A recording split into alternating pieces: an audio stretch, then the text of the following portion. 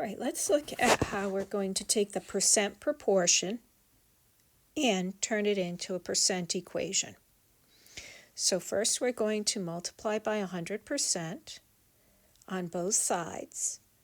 My 100s will cancel out on the right side, and I'm left with the percent equation.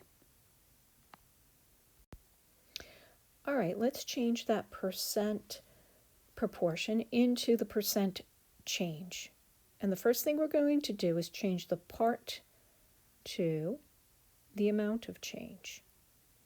And we're going to change the whole to the original amount.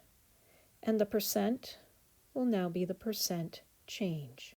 All right, now we're going to solve this proportion so that we are turning it into an equation that has the amount of change on one side and everything else on the other side. And we're going to do that by moving this original amount from the left side to the right side. And we're going to do that by multiplying both sides by the original amount.